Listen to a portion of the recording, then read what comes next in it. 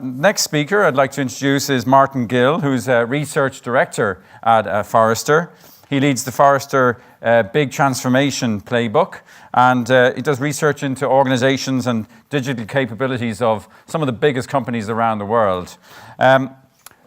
Martin is a friend of Salmon in terms of he's got a lot of experience in retail and also in financial services, having been previously with Boots and with Egg. So, Martin, you're very welcome to talk about our research findings. Yep. It's working. So, you don't need a digital strategy. Bit of an odd thing to say at a digital strategy conference. Instead, what we learned from the experts is you need to digitize your business strategy. Think about the wording. Very subtle wording change, fundamental difference. A digital strategy implies you can bolt stuff onto your business. We got an app, we got a website, we're digital. No, you're not. The true experts are fundamentally changing how they go to market. They're changing their processes, their operations, their customer experience, their employee experience, and the way they deliver value to their customers. And that's what this is all about, digitizing your business strategy. Now, we live in a world, as David's described this morning and Neil's began to describe as well, we live in a world of empowered customers. And at Forrester, our research is orientated and architected around this core concept of the age of the customer. And to put the age of the customer in context, I want to spend like a minute and wind you back in time. Go back to the 1900s and the age of manufacturing and think about how companies rose to power in the Victorian times. Companies like Ford, companies like General Motors, they grew to power and they grew to global scale because they made stuff better, faster, and cheaper than their competitors. Production lines and factories and things like that, they grew to scale. But the world turns, and in the 60s and the post-war years, we saw the age of distribution. And suddenly, a new source of competitive advantage arrived. Getting your products to your customers better, faster, and cheaper than your competitors. So companies like Nestle, like P&G, they rose to power in this kind of day. Now, they still needed great products, but they got them to their customers faster. But as is the way, the world turned. And in the 90s, we entered the information age. Cheap broadband, laptops, easy access to the internet. And suddenly a new kind of company arose. Companies that could leverage data about their customers. Amazon, Capital One, Egg, where I used to work. These kind of companies grew in the internet age, and what they understood was digital drove insight and information about their customers, and in turn they could use that information to create personalized, contextually relevant experiences. And that has been awesome up until about 4 years ago. And the reason things have changed is because technology in the hands of your customers, consumers, is changing the way in which they relate to brands. It's changing the way they research, they discover brands, they explore brands, and you're all looking at an incredibly complex picture that I put up now on the screen. This is our articulation of how complex the world has become, because particularly technologies like mobile and social, in the hands of most of your consumers these days, are absolutely disrupting how you have to market, how you sell, how your customers discover, explore, buy, use, ask, engage. That's our standard customer life cycle at the center of that. And it's transforming the way in which, look at what's around the outside, the way in which you achieve reach, achieve depth with your customers, and achieve longer lasting relationship.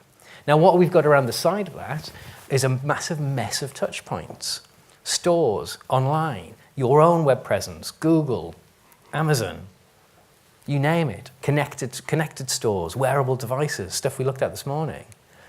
And the challenge you face is that for every customer journey, for every customer, for every product, for every brand, for every experience, pretty much every time a customer engages with you, that group of touch points is going to be different.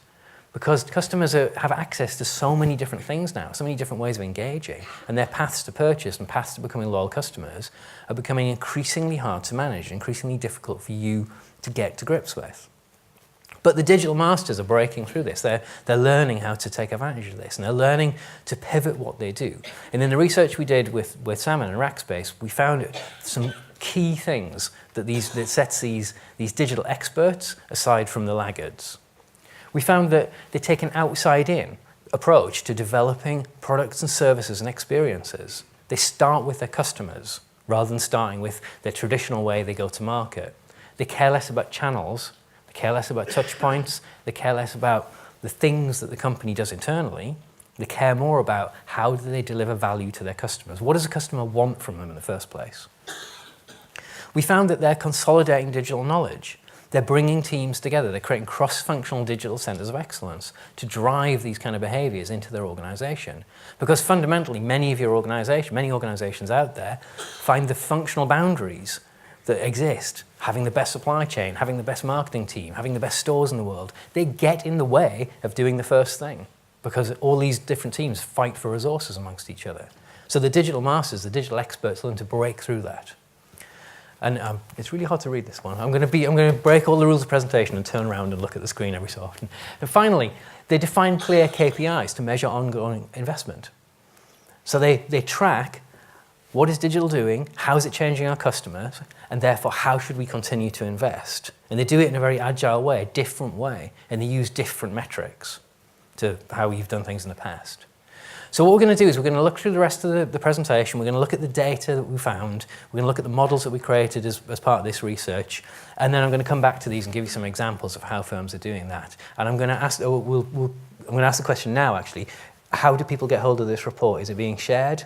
Yeah, we'll be emailing everybody after. Okay, so you'll get a copy of all of this. So I know people like to photograph things as we go through, but all of the data we're presenting will be available in the report, and we'll take some questions afterwards. So where we start is this fact: digital strategy is mainstream. If you haven't got one now, you absolutely need one. And I know I said you don't need one, but the reality is you do. It's a deliberately provocative statement. So 81% of firms now tell us they have a clear and well-defined, articulated digital strategy. 81% of firms. So that's way better than it used to be a couple of years ago. Some 74% of firms now have dedicated and repeatable processes for managing digital. They understand how to deliver it. Another 74 have the right organizational structures.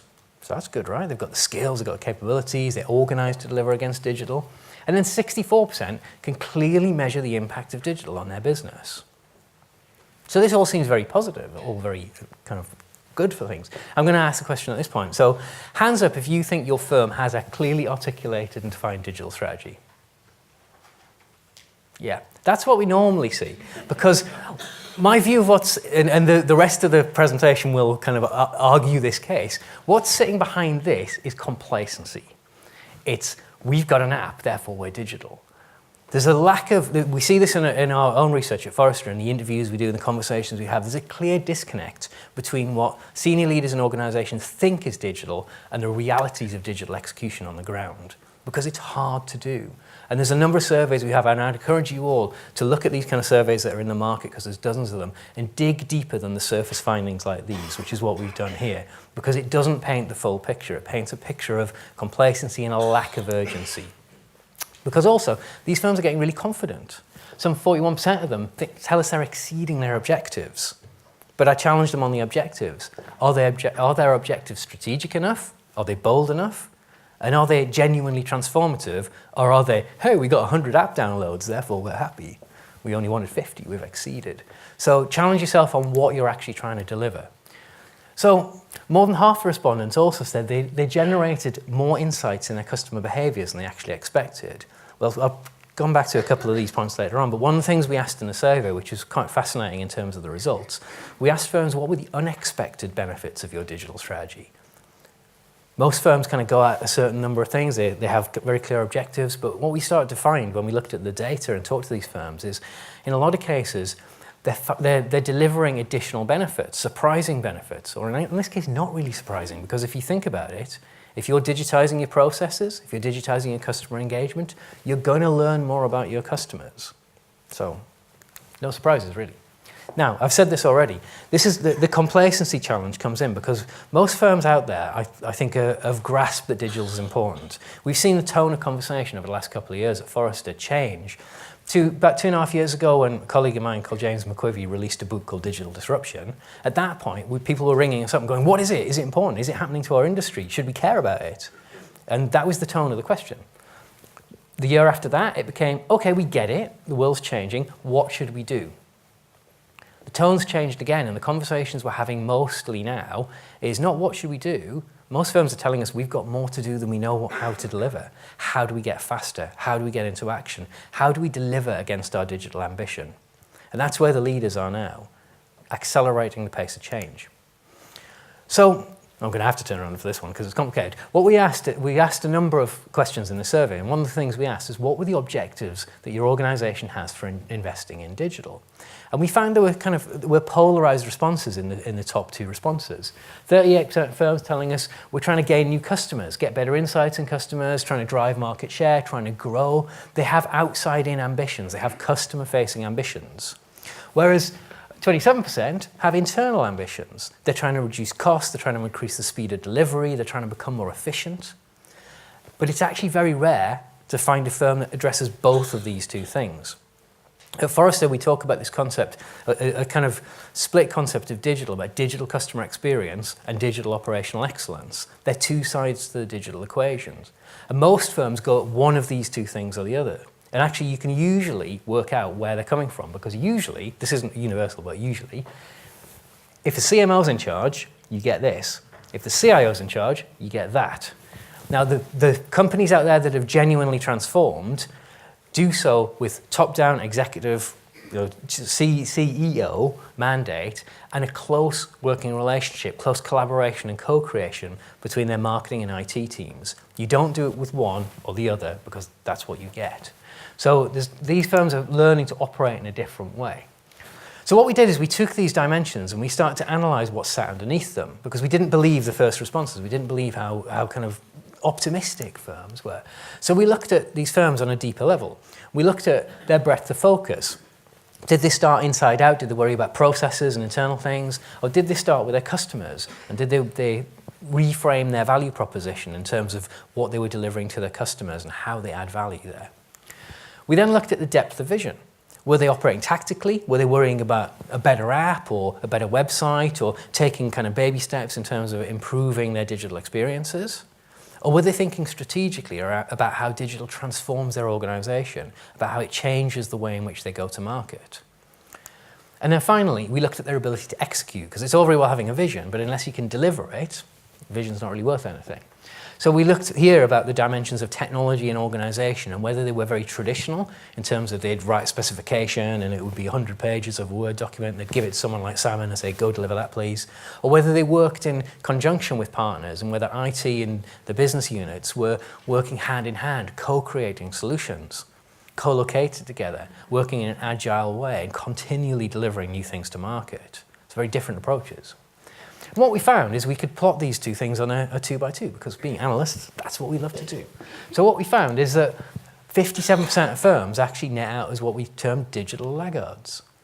They're not ready to execute. They don't have the breadth of vision or the depth of vision, and they don't have the ability to execute on their strategy. So they're struggling. And these are the majority of firms out there. So it's important to understand this is not a criticism necessarily of these firms. It's the realities of where we are, because we operate in a fundamentally different world to that which we used to operate in a few years ago. As Patrick said, I used to work at Boots. And when I was at Boots, this was probably just 5 years or more ago, when I was there, this was kind of pre-mobile and pre-social, and we had a website and we had stores, and they were completely separate things, and we were only just beginning to do click and collect. We used to be very certain if we played a TV advert on TV on like Christmas Eve or whatever, it would drive a certain amount of store footfall, which would result in a certain amount of conversion, which would result in a certain amount of profit. Things were very linear and predictable in those days. That world's changed. That world's gone forever now. But unfortunately, many firms are still operating in that kind of context and are thinking the world still plays by old rules. Now, there are some that are breaking out. There are some firms, a small percentage of firms, 6% of firms, we classed as digital operators. These are the firms that have got the ability to execute, so they've got an excellent delivery engine, but they lack the vision. They haven't really worked out what digital is going to do for their customers or for their employees or how it's going to change the way they drive revenue into their organisation. One of the big UK banks we work with at Forrester, their CIO was running digital transformation for them, and it was a very IT-led thing about a year ago when we engaged with them, and he described it as, I've built a race car, but I haven't got a driver. They've created this amazing delivery engine, this agile delivery engine, but nobody on the business side actually could tell him what they wanted. So that's where the digital operators are. They lack the vision. Now, there are some firms that we categorise as strategists. These are the firms that have created a brilliant vision. They know exactly where they want to go. They can describe digital customer experience and digital operational excellence, how their employees are going to be transformed, how their customers are going to be transformed, but they can't deliver it. They lack the skills, the processes, and the ways of working that allow them to actually get into action and deliver. So then finally, we get to these rare birds, the 11% that we categorized as digital experts. These are the guys and girls that have genuinely got a great vision. They genuinely understand how the world is going to be different in the future, and they also have the ability to get there. So that's nice in itself, but what we can start doing, because we create this model, is begin to cut the rest of the data in the survey by the experts and the laggards to see where the differences lie. What makes these guys special, and what processes, what ways of working, what challenges do they overcome to become what we class as experts? So one of the fundamental things, you look at a company like Nike and they really embody this, is these experts are reframing what they do. They're redefining their proposition to be fundamentally customer-centric.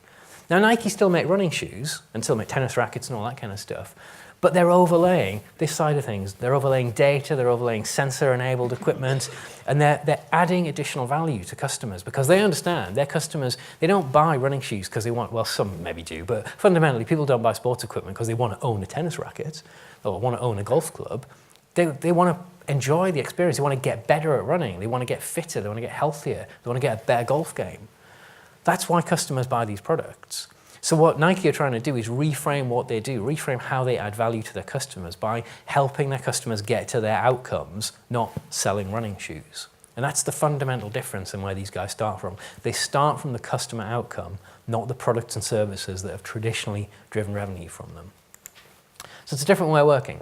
So what we started looking at is the challenges. So we asked, what are the top challenges that you face in creating a digital strategy?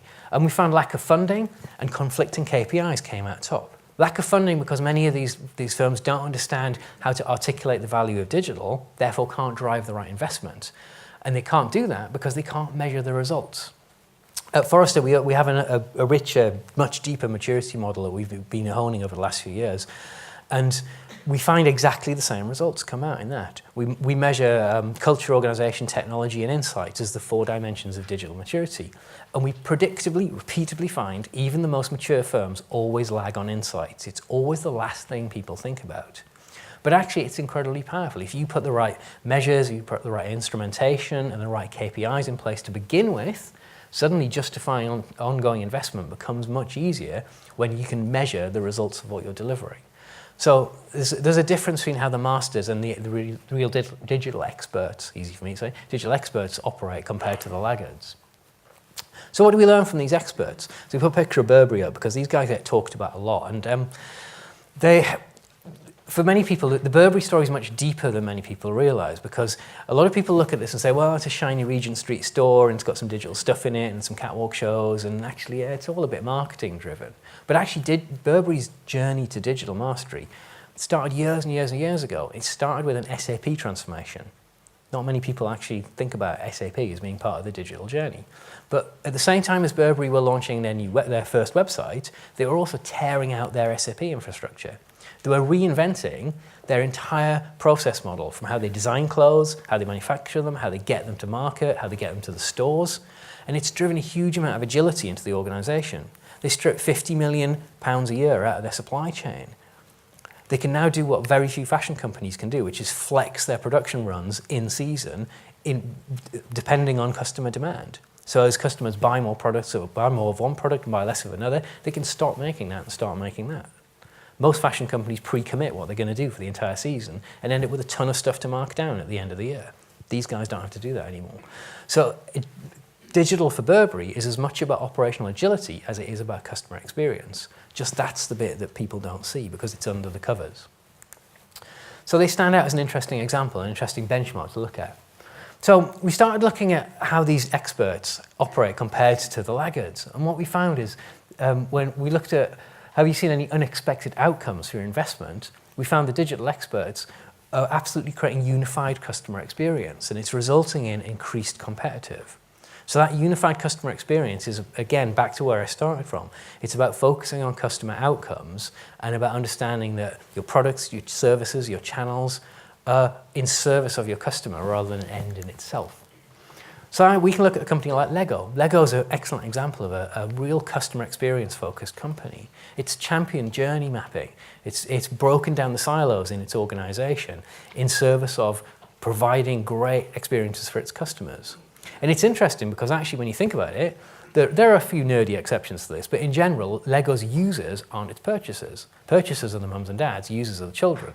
There are some of my friends, in fact, are big Lego fans and spend hundreds of pounds on Lego models, but actually generally, these guys have got quite a complex customer journey because they're trying to work out how does the ongoing user experience, especially with increasingly digitally connected toys and devices, how does that experience flow around this very complex loop that you see. So they focus on the disciplines of customer experience, on journey mapping, on persona development to create better customer experiences.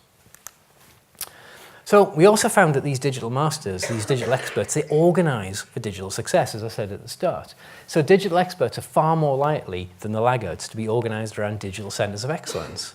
They're bringing together cross-functional teams. They're bringing together people, designers, developers, supply chain people, marketing people, e-commerce people, stores people. They're bringing all these different disciplines together to try and deliver better things for their customers rather than focusing on having the best store team or the best e-commerce team in complete isolation from each other. That's what's going on at Argos. Argos have created a digital hub over in, I think it's above the store in Victoria, and they've brought together all sorts of different disciplines there. They've challenged their ways of working. You go in their offices, it looks more like a digital agency than a retailer, very different to the headquarters in Milton Keynes. But what's fascinating about what's happening with Argos now, this has become so successful, this new agile, iterative way of working, it's become so rooted in the culture now that it's trickling back into the headquarters. So that you start to see in the Milton Keynes headquarters the impact of these agile ways of working and digital ways of working. Very different to what you see in many retail headquarters. So they're driving a different culture, they're driving a different culture of delivery and a different approach to how they bring people together to design new products and services for their customers. What these guys understand is a fundamental challenge and opportunity that digital brings. We used to live, we said about delivery methods before, we used to live in a world where a business executive could design a business model, so how are we going to drive revenue? We could hand that over to some customer experience guys and some branding guys, and they would make it all shiny and make customers want to use it. And then we could give that to the techies. And the techies would hopefully build what we wanted, and what we wanted was hopefully what our customers wanted in the first place. A lot of hopes and risks in that equation. But digital's completely transformed that model because now the capabilities of the technology in the hands of your customers, in the hands of your employees, they create new opportunities and new business models. Look at everything that David presented this morning. Things like Uber, that wouldn't exist without the technology. You couldn't design Uber 20 years ago, go and mandate it and say, let's give everybody in the world a device that allows us to track them. You'd never have designed that. But suddenly everyone's got a device that allows us to track them. So a new business model can exist. And that's at the heart of these kind of cross-functional collaborations. So finally, the digital experts, they define the right funding model. They look at appropriate funding models and they put in place the analytics and decision-making capabilities that take that customer-centric data and allow them to make the right decisions going forward. They don't operate on 3-year, 5-year timescales. They operate on much shorter, more iterative timescales, continually course adjusting and course correcting against what the data is telling them about what customers are actually doing. Fascinating example of that is Virgin Media. So Virgin Media now bonus every employee in the entire organization, from the chief exec all the way down to the janitors, on Net Promoter Score. Everyone in that company understands what they do and how that improves the customer experience across channels. This is a completely channel agnostic, completely customer-centric measure. And they're paid and rewarded based on that. They've got a rigorous process in place to actually understand how individuals' actions impact the customer. And they have, I haven't got the slide here, but you can Google them. They produce these posters where they're championing the customer experience champions. They create superhero posters out of kind of the stars and post them all over their offices. And it's resulting in year-on-year increase in revenues, in profitability, in wallet share for the customers, in average order value, and in customer satisfaction. So it's heading in the right direction for this organization. And it's because they don't measure the channels, they measure the customer outcomes. So these digital experts do these 3 things. They take an outside-in viewpoint. They start with their customer outcomes in mind and design services and products to deliver against that. They consolidate their digital knowledge. They bring together different teams, different functions, and they create cross-functional working groups to deliver the first thing. And then to fund it, they create clear KPIs. They can measure digital success because they instrument what they do, and they measure what they do with customer-centric measures, not channel-siloed measures. As Martin said, we'll be able to email the report to everybody, and you'll be able to download it off salmon.com in the next couple of days.